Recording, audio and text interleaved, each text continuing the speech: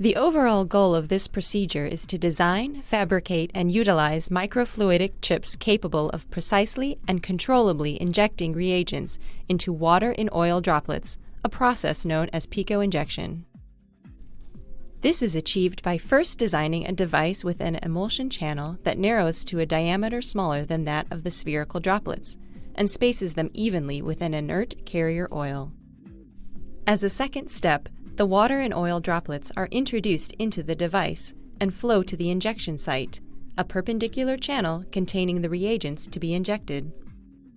Next, a high voltage is applied to the injection fluid as droplets pass the injection site in order to cause the droplets and injection fluid to merge. Results are obtained that show by tuning the magnitude of the applied voltage, the volume of injected reagent can be precisely controlled at picoliter resolutions. This technique was born out of the need to simplify the fabrication of our devices by eliminating the need for metal electrodes.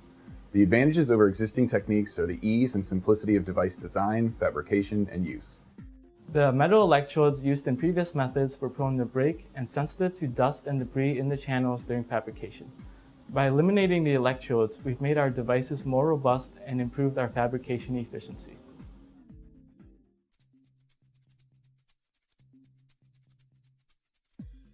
The first step is to design a microfluidic chip based on the needs of the experiment. Use computer-aided design software for this in order to make use of photolithographic techniques later.